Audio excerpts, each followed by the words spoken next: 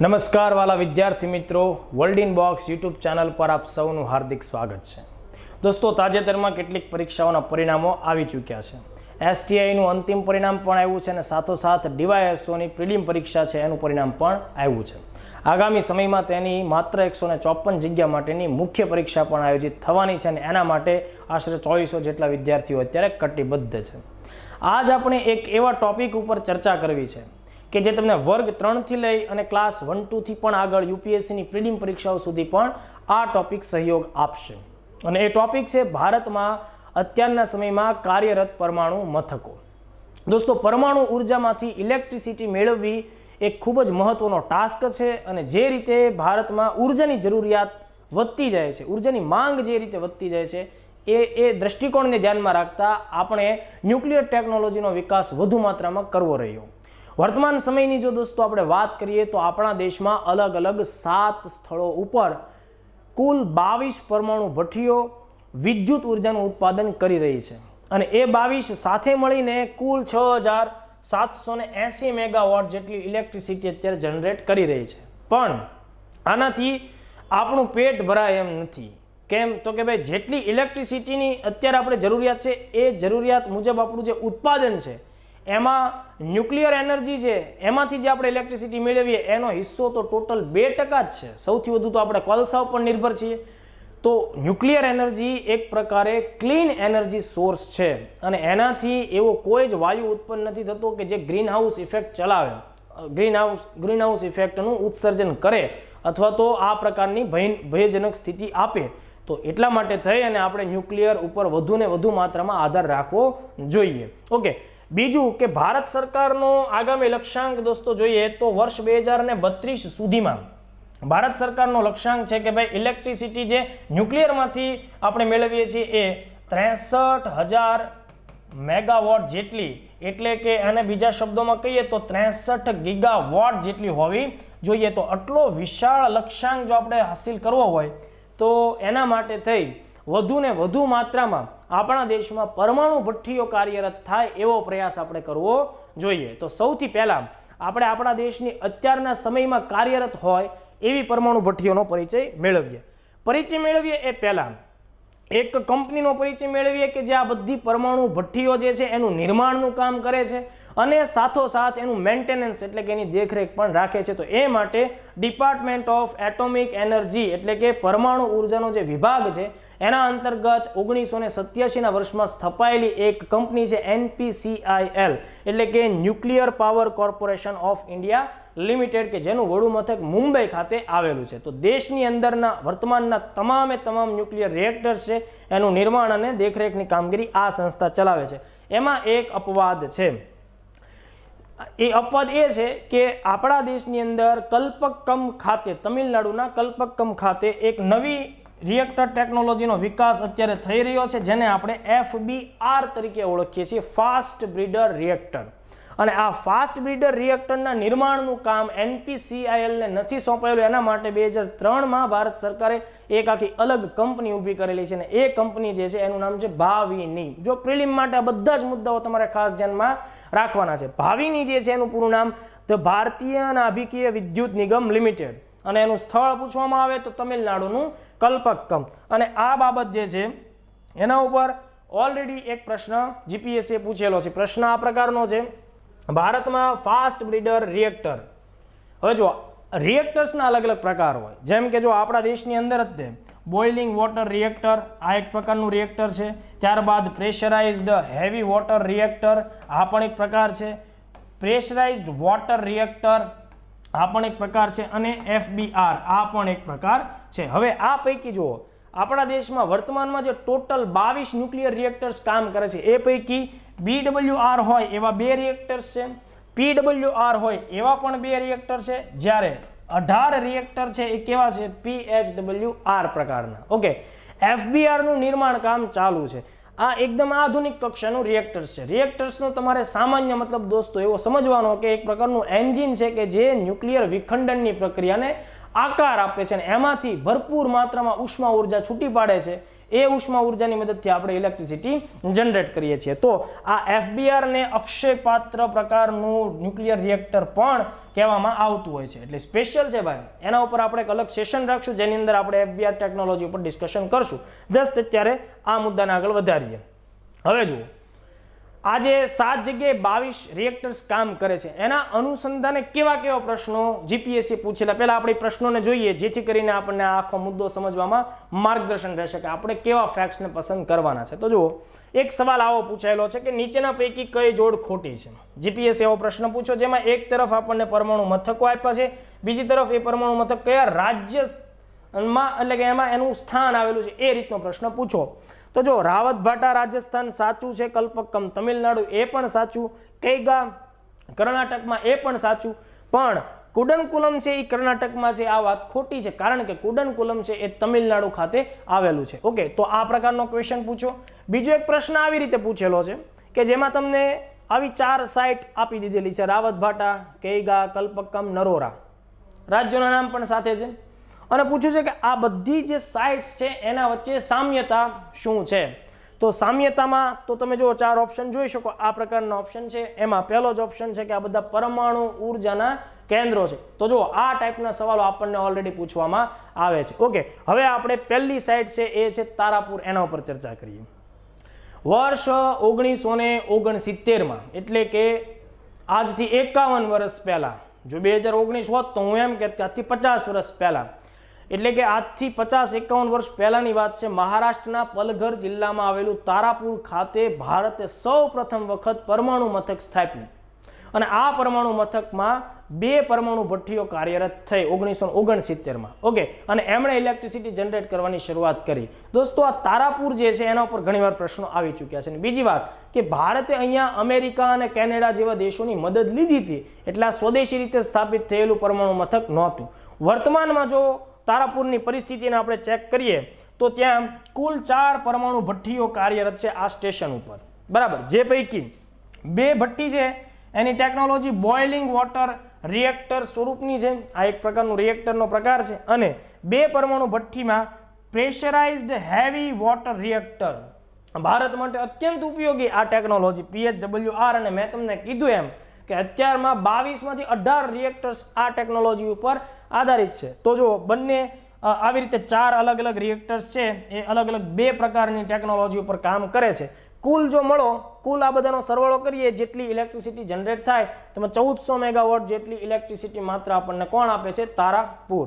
Electricity generate કરવાની, પેદા કરવાની દ્રષ્ટિએ જો આ બધા સાતે સાત સ્થળોના જે પાવર સ્ટેશનને આપણે કમ્પેર કરીએ તો એ બીજા નંબરની સૌથી વધુ પાવર આપતી સાઇટ થાય. સૌથી વધુ આપણને કુડનકુલમ આપશે. ઓકે, તો આ મુદ્દો ખાસ ધ્યાનમાં તમારે રાખવાનો. બીજું, આપણા દેશમાં BVR અને પ્રેશરાઇઝ વોટર રિએક્ટર બંને ટાઈપની ટેકનોલોજી કામ કરે છે. બોઇલિંગ વોટર રિએક્ટરની અંદર એવી ઘટના ઘટે કે જ્યારે ભઠ્ઠીની અંદરનો કોર હિસ્સો હોય કે જ્યાં પરમાણુનું વિખંડન થાય, બરાબર, પરમાણુ તૂટે અને એમાંથી જે ભયંકર ઉર્જા નીકળે તો એ ફરતી આ જે મોડરેટર અને કુલન્ટ હોય એના સંપર્કમાં આવશે. એ હું તમને આખી ટેકનોલોજી માટે અલગથી લેક્ચર આપીશ કે કેવી રીતે એ રિએક્ટર કામ કરતા હોય. પણ બોઇલિંગ વોટર રિએક્ટરમાં વોટર બોઇલ થતું હોય છે, પ્રેશરાઇઝ વોટર રિએક્ટરમાં વોટર જે બોઇલ થતું નથી હોતું, બરાબર. આટલો એનો ડિફરન્સ છે, એના ઉપર આપણે પછીથી વાત કરશું. ભારતનો પહેલો ન્યુક્લિયર પાવર પ્લાન્ટ ક્યાં સ્થપાણો? તો આવો પ્રશ્ન વર્ગ 3માં પૂછવામાં આવ્યો. જવાબ છે તારાપુર. ઓકે, ત્યારબાદ બીજું પરમાણુ મથક જે તૈયાર થયું એ થયું રાજસ્થાનમાં. રાજસ્થાનની અંદર ચિત્તોડગઢ જિલ્લામાં રાવતભાટા. વર્તમાનમાં રાવતભાટા ખાતે કુલ 6 જેટલા પરમાણુ ભઠ્ઠીઓ કામ કરે છે આ પરમાણુ મથક ઉપર. અને જો સૌથી પહેલું ત્યાં 1973માં થયું અને પછી ક્રમશઃ અલગ અલગ વર્ષોમાં ત્યાં કુલ મળીને 6 રિએક્ટર્સ કામ કરે છે. બીજી એક ખાસ વાત કે રાવતભાટામાં જેટલા ન્યુક્લિયર રિએક્ટર્સ કામ કરે છે ને એ બધા કયા પ્રકારના છે? તો કે ભાઈ 6 પ્રકારના, 6 PHWR પ્રકારના છે. અને અહીંયા આપણને કેનેડા તરફથી મદદ મળી હતી. કેનેડા અને અમેરિકાએ આરંભિક ધોરણે આપણને આ બધા કાર્યોમાં ઘણી મદદ કરેલી. કુલ આપણે રાવતભાટાની ઇલેક્ટ્રિસિટી જનરેશન કેપેસિટી ચકાસીએ તો એ 1180 મેગાવોટ જેટલું આપણને એ ઉત્સર્જન આપે છે. ઓકે, ત્યારબાદ ખૂબ જ મહત્વપૂર્ણ સાઇટ એવી કલ્પક્કમ.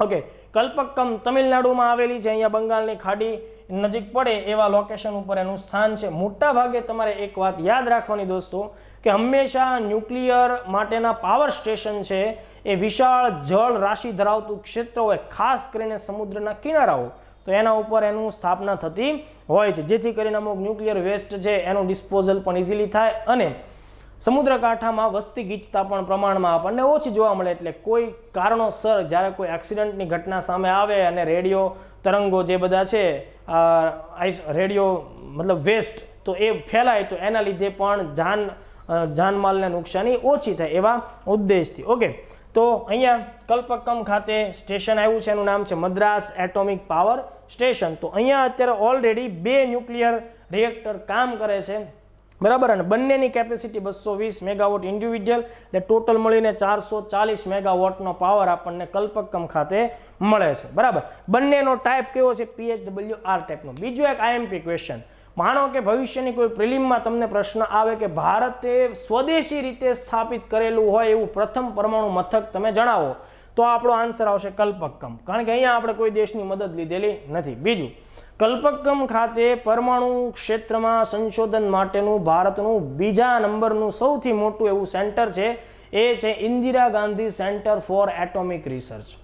Indira Gandhi centre for atomic research, જેને ટૂંકમાં IGCAR તરીકે ઓળખતા હોય, જે 1971માં સ્થાપવામાં આવેલું. ઓકે, અને અહીંયા FBR ટેકનોલોજીના વિકાસ માટે પણ કામ થાય છે, જે આપણે ઓલરેડી અગાઉ એકવાર વાત થઈ ચૂકી છે. અને કામિની નામનું ઝીરો રિએક્ટર્સ પણ કલ્પક્કમ ખાતે કામ કરે છે. ઝીરો રિએક્ટર્સ એટલે સામાન્ય ભાષામાં સંશોધન માટે ઉપયોગમાં લેવાતું રિએક્ટર, એનો ઉપયોગ તમારે ઉર્જા ઉત્પાદનમાં કરવાનો નથી. એટલે કામિની નામનું ઝીરો રિએક્ટર્સ છે એ કલ્પક્કમ ખાતે કામ કરે છે. તમારે કામિની જ વાંચવાનું છે, કાની જગ્યાએ ક ન થઈ જાય, તમારે ખાસ ધ્યાનમાં રાખવાનું. ઓકે, બીજું, એ જે કામિની ઝીરો રિએક્ટર છે એ વિશ્વનું એકમાત્ર એવું રિએક્ટર છે કે જે એક ફિસાઇલ મટીરિયલ છે યુરેનિયમ 233 એનો ઉપયોગ કરે છે. એના ઉપર હું કોઈ બીજા એક લેક્ચરમાં તમને ડિટેલમાં ડિસ્કશન કરીશ, કારણ કે એક આખો ટેકનિકલ મુદ્દો થાય અને આ મુદ્દો આપણો આખો સાઈડમાં રહેશે અને લેક્ચર બહુ લાંબો થઈ જશે એ હેતુથી. ઓકે,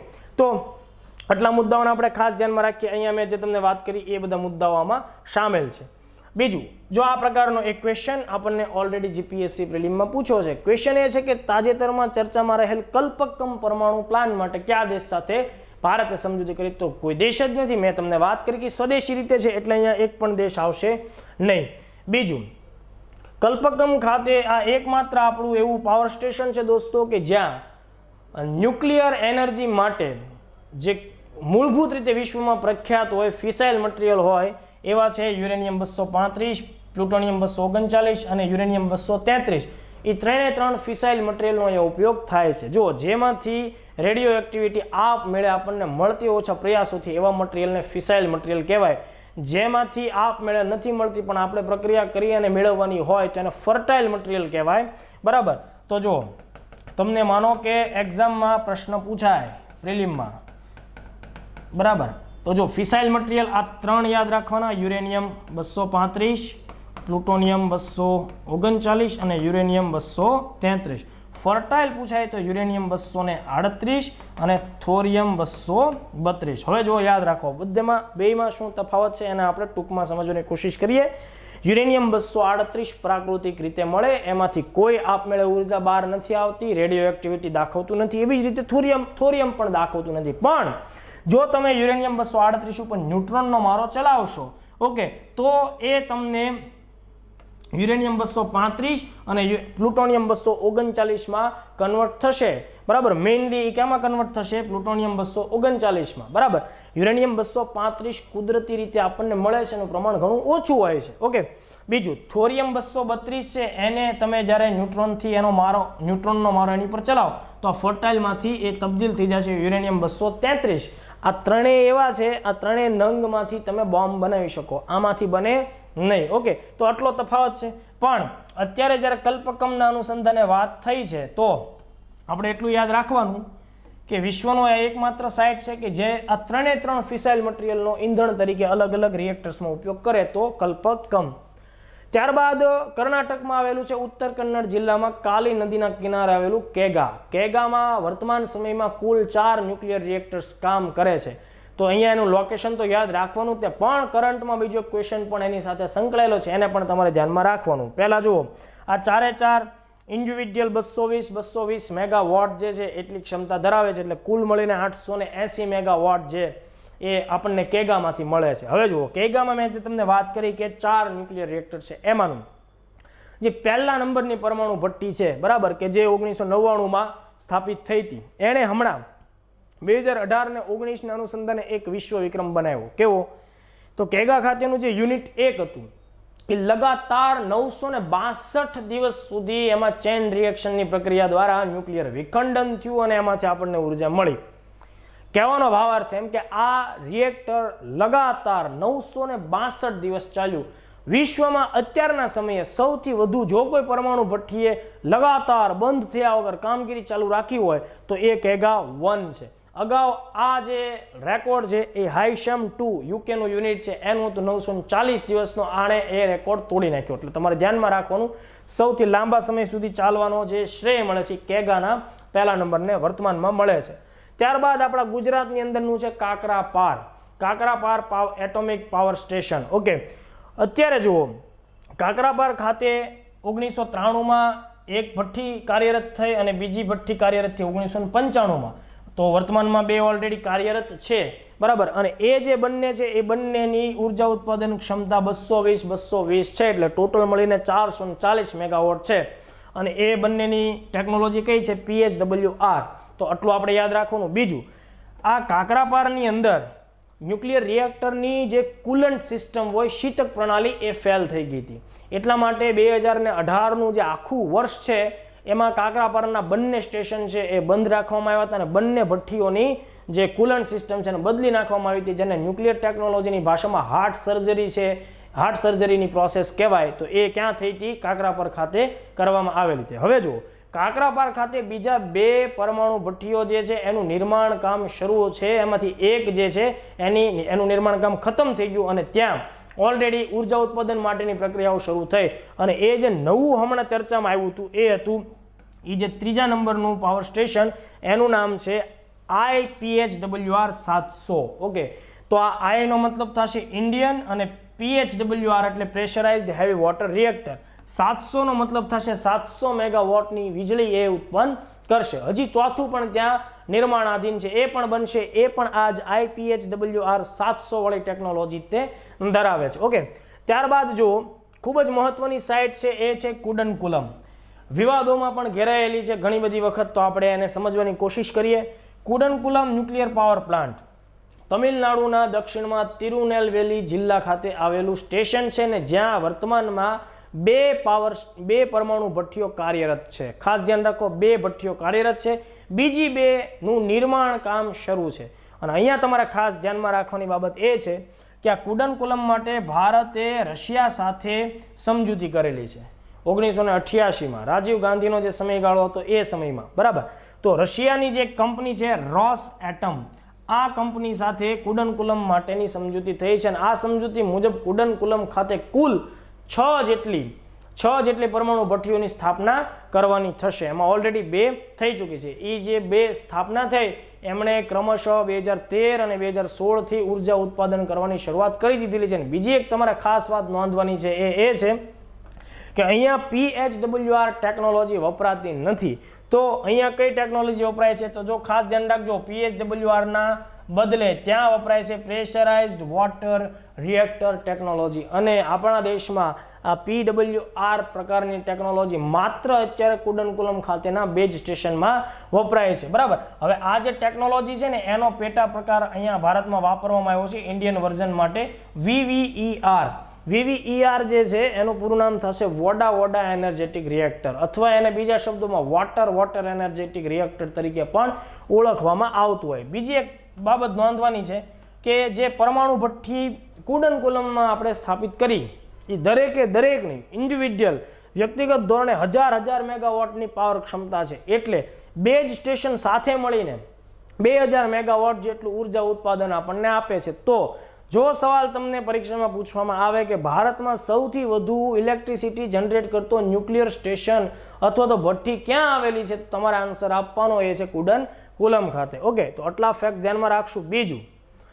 જ્યારે 2011માં જાપાનમાં સુનામી આવવાથી ફુકુશીમા ન્યુક્લિયર પાવર પ્લાન્ટ છે ડિસ્ટર્બ થયો હતો અને એની અમુક સિસ્ટમ છે એ ટાઈમ ટુ ટાઈમ આ આખી ચેઇન રિએક્શનને બંધ કરવામાં નિષ્ફળ નીવડી અને સુનામીની અથડામણથી એ પાવર સ્ટેશન તૂટ્યું હતું અને એમાંથી રેડિયો એક્ટિવ બધા પદાર્થો બહાર ફેલાણા હતા. તો એને ધ્યાનમાં રાખીને ભારતની અંદર પણ ન્યુક્લિયર પાવર સ્ટેશન ન સ્થપાવવું જોઈએ એ માટે વિરોધ થયો હતો. બરાબર, અને એ માટે થઈ અને સુપ્રીમ કોર્ટમાં PIL પણ થઈ હતી, પણ સુપ્રીમે 2011ની PILને 2013માં નાબૂદ કરીને કીધું કે ભાઈ જો દેશના વિકાસ માટે તમારે ઉર્જાની જરૂર પડશે તો અહીંયા આપણે એવા સ્ટાન્ડર્ડ્સ ચેક કરીએ કે ભાઈ કુડનકુલમ જે છે એની સેફ્ટી સ્ટાન્ડર્ડ્સ કેવા છે. તો એનું ચેકિંગ થયું, બહુ સારા નીકળ્યા. વિશ્વમાં સારી કક્ષાના સેફ્ટી સ્ટાન્ડર્ડ્સ કુડનકુલમ ધરાવે છે, એટલે સુપ્રીમની પરવાનગીથી અહીંયા આ આખી કામગીરી ફરીથી શરૂ થઈ. એટલા માટે આ બધો વિરોધ પ્રદર્શનની તસવીરો છે, એટલા માટે આ સતત ચર્ચામાં હતો અને એને ધ્યાનમાં રાખીને સવાલ 2 વાર પૂછવામાં પણ આવ્યો. જેમ કે જો ક્વેશ્ચન આવી રીતે પૂછાણો કે તમિલનાડુમાં કુડનકુલમ પરમાણુ ઉર્જા પ્લાન્ટ કોના સહયોગથી બંધાયેલ છે, તો જો અહીંયા કંપનીઓના નામ પૂછ્યા છે. બરાબર, બીજા સવાલમાં દેશનું નામ પૂછ્યું છે, તો જો રોસએટમ રશિયાની કંપની છે, વેસ્ટિંગહાઉસ અમેરિકાની, તોશિબા જાપાન અને અરેવા ફ્રાન્સ. તો આપણો જવાબ આવશે રોસએટમ. આ પ્રકારનો ક્વેશ્ચન આપણને પૂછવામાં આવ્યો. આ જ ક્વેશ્ચનને અલગ દ્રષ્ટિકોણથી પૂછવામાં આવ્યો બીજી એક પરીક્ષામાં. કુડનકુલમ રિએક્ટર પ્લાન્ટ કયા દેશના સહયોગથી આકાર પામ્યો, તો સ્વાભાવિક છે રશિયા. 4 ઓપ્શનમાંથી આપણે પસંદ કરવાનું આવે. ત્યારબાદ 7મી સાઇટ છે દોસ્તો, એ છે ઉત્તર પ્રદેશના બુલંદ શહેર જિલ્લામાં આવેલું નરોરા. નરોરામાં 1991 અને 92માં ક્રમશઃ એક PHWR પ્રકારનું ન્યુક્લિયર રિએક્ટર સ્થાપવામાં આવ્યું, જેની સંયુક્ત રીતે કુલ ઉર્જા 440 મેગાવોટની છે. આ ન્યુક્લિયર રિએક્ટર છે, તમે સમજો સમુદ્ર કિનારાથી દૂર છે, એટલે એના સેફટી બાબતે ખૂબ જાગૃતિ આપણે રાખવી પડે કે એનો કોઈ પણ પ્રકારનો ન્યુક્લિયર વેસ્ટ એટલે કે કચરો એ કોઈ હવા, પાણી, જમીન, જળના માધ્યમથી કોઈ જગ્યાએ ફેલાય કે ભળે નહીં. તો એના નિરાકરણ માટે થઈ અને ખૂબ સારા સ્ટેપ્સ લેવામાં આવે છે અને એટલા માટે તે વર્ષ 2000 એટલે કે ઈસવીસન 2000માં આ જે યુનિટ છે અથવા પાવર સ્ટેશન છે એને ગોલ્ડન પીકોક એવોર્ડથી પણ સન્માનિત કરવામાં આવ્યું હતું. ઓકે, તો આટલા મુદ્દાને આપણે ખાસ ધ્યાનમાં રાખીએ. બીજું, હવે જો મેં તમને વાત કરી એ મુજબ કે આપણા દેશમાં કુલ 7 સ્થળોએ 22 જેટલા ન્યુક્લિયર રિએક્ટર્સ કામ કરે છે. એ ઉપરાંત આપણા દેશની અંદર અત્યારની પરિસ્થિતિને ધ્યાનમાં રાખીએ તો બીજા 9 જેટલા ન્યુક્લિયર રિએક્ટર્સનું બાંધકામ ચાલુ છે. મતલબ આ બધા સવાલો આપણને રાજ્યસભા કે લોકસભામાં જે પ્રશ્નો પૂછાણા હોય અને એના જે જવાબ આપવામાં આવ્યો હોય એના આધારે આ માહિતીઓ આપણે શેર કરીએ છીએ. તો જુઓ, અન્ય 9 જેટલા પાવર સ્ટેશન જે સ્ક્રીન ઉપર બતાવવામાં આવ્યા છે એ જગ્યાએ એનું બાંધકામ ચાલુ છે. જેમ કે ગુજરાતમાં કાકરાપર ખાતે 2 કામ કરે છે, અન્ય 2નું બાંધકામ ચાલુ છે. બરાબર, રાજસ્થાનમાં રાવતભાટા ખાતે ઓલરેડી 6 છે, 7મો અને 8મો યુનિટનું કામ ચાલુ છે. તો આ કોમન છું, પણ હવે તમારે યાદ રાખવાનું છે IMP એ આ છે હરિયાણા, કે જ્યાં અત્યાર સુધીમાં કોઈ જગ્યાએ પાવર સ્ટેશન સ્થપાયેલું નથી. પણ હરિયાણાનો એક તાલુકો છે ગોરખપુર, એ ગોરખપુરમાં 2 પાવર સ્ટેશન છે એનું નિર્માણ કામ શરૂ છે. જો યાદ રાખજો, ગોરખપુર એક જિલ્લો છે ઉત્તર પ્રદેશમાં, પણ એ તાલુકો ક્યાંનો છે? હરિયાણામાં. બરાબર, તો તમારે ખાસ ધ્યાનમાં રાખવાનું, કન્ફ્યુઝ થવાનું નથી. ગોરખપુર પાવર સ્ટેશન ક્યાં આવ્યું તો તમારા દિમાગમાં ગોરખપુર ઉત્તર પ્રદેશ વાળું ન આવે અને તમારે ખાસ જોવાનું. તમિલનાડુમાં કુડનકુલમ ખાતે ઓલરેડી 2 કામ કરે છે, 3જો અને 4થાનું બાંધકામ ચાલુ છે. બરાબર, ઓકે, એટલે આ બાબત ત્યાંની. બીજું, કલ્પકમ ખાતે PFBR એટલે કે FBRનું પ્રોટોટાઇપ વર્ઝન જે 500 મેગાવોટ એનર્જી આપણને આપશે એનું બાંધકામ પણ ચાલુ છે. એ સિવાય બીજા કેટલાક ફેક્ટ જોઈએ. 9નું બાંધકામ ચાલુ છે, 22 કામ કરે છે. આ ઉપરાંત સરકારે જેને મંજૂરી આપી દીધી હોય, મતલબ કે જ્યાં જગ્યા પણ ક્લિયર થઈ ગઈ હોય અને નાણાકીય સવલતો પણ મંજૂર કરી હોય એવા 12 સ્ટેશન છે આપણા દેશની અંદર. ઓકે, જે ભવિષ્યમાં એનું નિર્માણ કામ શરૂ થશે. હાલમાં એનું નિર્માણ કામ નથી શરૂ. બરાબર, તો મંજૂરી મળી ગયેલી હોય તેવા છે મધ્યપ્રદેશનું ચુટકા, યાદ રાખજો. કર્ણાટકનું કેગામાં ઓલરેડી આગળ મંજૂરી આપી. રાજસ્થાનમાં મહી બાંસવાડામાં મંજૂરી આપી દેવામાં આવી છે. હરિયાણામાં ગોરખપુરમાં ઓલરેડી 2ના બાંધકામ ચાલુ છે, અન્યોની મંજૂરી મળી છે. એ જ રીતે તમિલનાડુના કુડનકુલમમાં પણ મંજૂરી આપવામાં આવી છે. તો આટલા ફેક્ટ્સ તમારે ખાસ ધ્યાનમાં રાખવાના. બીજું, હવે જો ખાસ ધ્યાન રાખજો, ડિપાર્ટમેન્ટ ઓફ એટોમિક એનર્જી અને અન્ય સંસ્થાઓએ સાથે મળીને એવા કેટલાક લોકેશન્સની આઈડેન્ટિફિકેશન કરી છે, ઓળખ કરી છે કે જે જગ્યાઓ ન્યુક્લિયર પાવર સ્ટેશન બનાવવા માટે આઈડિયલ લોકેશન ધરાવતી હોય. બરાબર, તો આ બધું કરંટમાં ચર્ચામાં રહેતું હોય, એમાંથી પ્રશ્નો આપણને પૂછાય છે. તો આવી જગ્યાએ, આવી 5 જગ્યાએ કુલ મળીને 28 જેટલા રિએક્ટર્સ ભવિષ્યમાં સ્થાપવા જોઈએ. આ પ્રકારની ચર્ચાઓ અત્યારે સરકારી ધોરણે ચાલે છે. તો જુઓ, મહારાષ્ટ્રમાં જૈતાપુર, યાદ રાખજો આ એમપી ક્વેશ્ચન છે. જૈતાપુરની અંદર 6 યુનિટ્સ સ્થપાશે. મતલબ આ જૈતાપુર એક આઈડિયલ લોકેશન છે એવું આઈડેન્ટિફાય થયું છે. આંધ્રપ્રદેશનું કોવાડા, કોવાડા પણ પ્રશ્ન તરીકે આવી ગયું. કોવાડા જે છે, અહીંયા જો મેં હમણાં વાત કરી મહારાષ્ટ્રનું જૈતાપુર ફ્રાન્સની મદદથી સ્થપાશે, કોવાડા જે છે એ અમેરિકાની મદદથી સ્થપાશે. મતલબ એની હજી ચર્ચાઓ ચાલે. ગુજરાતમાં ભાવનગર ખાતે છાયા મીઠી વીરડી, આ પણ અમેરિકાની મદદથી સ્થપાવવાનું હતું, પણ અહીંયા બહુ વિરોધ થયો એટલે આગળ જતા કોવાડાને પસંદ કરવામાં આવ્યું, પણ ભવિષ્યમાં કદાચ અહીંયા પણ થાય. વેસ્ટ બેંગાલમાં હરિપુર અને એમપીમાં ભીમપુર, આટલા સ્થળો ઉપર કુલ પાવર સ્ટેશન સ્થપાશે. હવે જુઓ, કેટલાક પ્રશ્નો પરીક્ષામાં આવી રીતે પૂછાય. કોવાડા પરમાણુ પરિયોજના કયા દેશના સહયોગથી શરૂ થશે, અથવા તો માટે કોણે મંજૂરી આપવાની, મતલબ કે આપણને એપ્રોચ કર્યો છે? આન્સર છે અમેરિકા. ઓલરેડી પૂછાઈ ગયેલો સવાલ છે. હવે એક સવાલ બે અલગ અલગ એક્ઝામમાં પૂછાણો છે જૈતાપુર પાવર પ્લાન્ટ સાથે, તો એને આપણે વ્યવસ્થિત રીતે સમજવાની કોશિશ કરીએ. જુઓ, મહારાષ્ટ્રનું જૈતાપુર, આ જૈતાપુરમાં ફ્રાન્સની મદદથી ભારત સરકારે 6 જેટલા ન્યુક્લિયર રિએક્ટર્સ એટલે કે પરમાણુ ભઠ્ઠીઓને સ્થાપવા માટેનો એક સમજૂતી કરી છે. આ સમજૂતી 2010માં એટલે કે આજથી 10 વર્ષ પહેલા થઈ. ફ્રાન્સની એક કંપની છે અરેવા, બરાબર, ઓલો આપણે કહીએ ને અરે વાહ, પણ એ અરે વાહ નહીં, અરે વાહ. આ અરેવા કંપનીને આ માટે પસંદ કરવામાં આવી છે. ઓકે, અને એ અરેવા કંપની અહીંયા એટલે કે જૈતાપુરની અંદર યુરોપિયન પ્રેશરાઇઝ્ડ રિએક્ટર EPR, એકદમ નવી અને લેટેસ્ટ ટેકનોલોજી છે, એનો ઉપયોગ કરવાની છે. હવે જો ત્યાં થાય તો, પણ એનો પણ ખૂબ વિરોધ થયો છે. એટલે કેટલાક ફેક્ટ આપણે ચકાસીએ. 2010માં થયું અરેવા, અને જો એ દરેકે દરેક એટલે કે સિંગલ ભઠ્ઠી છે એ આપણને 1650 મેગાવોટની ઉર્જા આપશે. તો 1650 ગુણાકારમાં તમે 6 કરશો તો 9900 મેગાવોટ ઉર્જા માત્ર, જો માની લો કે જૈતાપુરમાં ન્યુક્લિયર પાવર સ્ટેશન સ્થપાઈ ગયું અને ઉર્જા ઉત્પાદન થવાનું કામ શરૂ થઈ ગયું, તો આ સિંગલ સાઇટ આપણને દુનિયાની અંદર સૌથી વધુ ઉર્જા એક જ સ્થળ ઉપરથી પેદા થતી હોય તો આ સ્થળ થઈ જશે. ઓકે, પણ એનો ઘણો બધો અત્યારે વિરોધ ચાલે છે, એટલા માટે જૈતાપુર પ્રોગ્રામ આખો અત્યારે પોસ્ટપોન છે. બરાબર, કેમ? તો કે ભાઈ આ જે વિસ્તાર આખો પશ્ચિમ ઘાટ સાથે સંકળાયેલો છે અને પશ્ચિમ ઘાટની જે વિવિધતાઓ પર એની દુર્ગમ અસર થાય એ હેતુથી.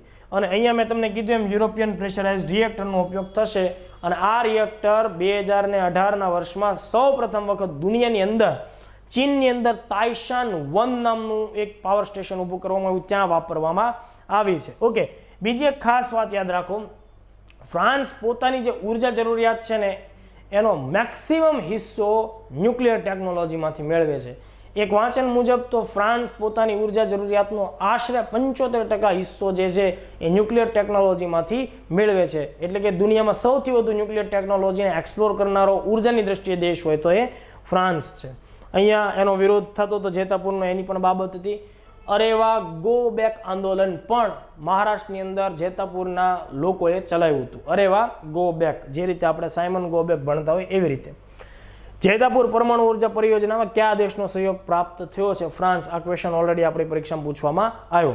તો આટલા મુદ્દાઓ દોસ્તો આપણે ચર્ચામાં લીધા, જે હું આશા રાખું કે તમને પ્રિલિમમાં અને મેઇન્સ બંને પરીક્ષામાં કામ લાગશે. બીજું, વર્ગ 3ની પરીક્ષાઓમાં આવા ફેક્ટ્સ પૂછાશે, અને જે લોકો ડીવાયએસઓ મેન્સની તૈયારીમાં લાગી ગયા છે એમને એવો પણ સવાલ દોસ્તો આવી શકે કે ભારતના વર્તમાન સમયમાં કાર્યરત પરમાણુ મથકો છે એનો પરિચય આપો, એના સ્થળ લોકેશન્સ છે, એ 4 માર્ક્સના ક્વેશ્ચનમાં તમને પરીક્ષાની અંદર પૂછી શકાય. બીજી એક ખાસ વાત, ડીવાયએસઓના મેન્સના વિદ્યાર્થીઓએ ગભરાવાની કોઈ જરૂરિયાત નથી. અમે તમારા માટે આવા ભરપૂર ઢગલોબંધ ક્વેશ્ચન્સ લઈને તમારા સુધી આવી રહ્યા છીએ. લોકડાઉનની પરિસ્થિતિઓની અંદર પણ તમે તમારી તૈયારી બેસ્ટ રીતે કરી શકશો, એનું અમારું તમને વચન છે. જય હિન્દ, જય ભારત.